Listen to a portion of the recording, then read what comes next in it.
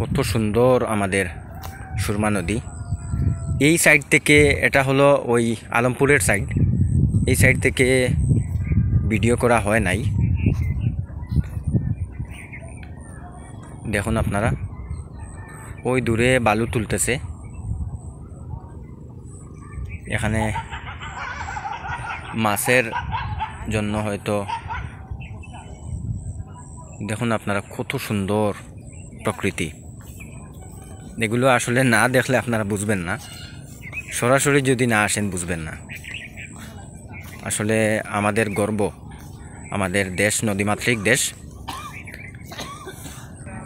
খুবই সুন্দর, মাশাআল্লাহ। মাছ মারতেছে পিছনে। নদীটা দেখতে বোঝা যাচ্ছে যে এপার থেকে ওই পারে খুবই সহজ বা ছোটো। আসলে ছোটো না, মোবাইলে বোঝা যাচ্ছে যে একবারে ছোটো, অনেক দূর। এই আমি কুশিয়ারা নদীতে অনেক নৌকা ভ্রমণ করেছি, সুরমা নদীতেও করেছি, কিন্তু সুরমা নদীতে তেমন না, বেশি কুশিয়ারা নদীতে। ওই আমার নানা বাড়ি বিয়ানীবাজারে তো পড়েছে, সেই জন্য কুশিয়ারা নদীতে সব সময় যাওয়া হয়। কুশিয়ারা সুরমা নদী কিন্তু প্রায় সমান দূরত্ব, কিন্তু ওই যে সমান দৈর্ঘ্য আর কি, বা ওই যে কতটুকু মোটা ওয়াইড, এটার কারণ হলো এই দুইটি নদী কিন্তু একটি নদী থেকে উৎপত্তি। বরাক নদী থেকে সুরমা নদী এবং কুশিয়ারা নদী উৎপত্তি। দেখুন কত সুন্দর, একটু দেখুন কত সুন্দর।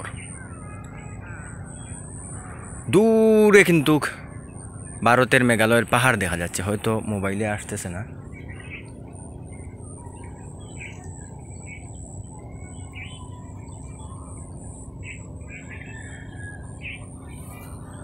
বড়শি দিয়ে মাছ মারার একটা চলতেছে, মানে সবাই দেখি মাছ মারতেছে, সুতরাং আমারও কিন্তু নেশা জাগতেছে যে দেখি সময় যদি পাই।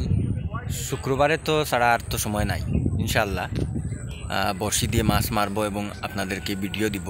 আমার কিন্তু বড়শি দিয়ে মাছ মারার অভ্যাস ছিল ছোটো থাকতে।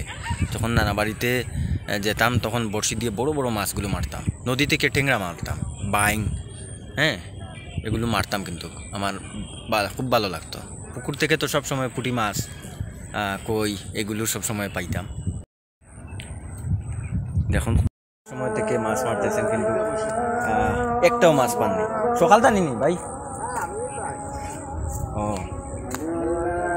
এগুলো বড়শি বাবা ধৈর্য সহকারে বসতে হবে। আসরের আজান হয়ে গেছে।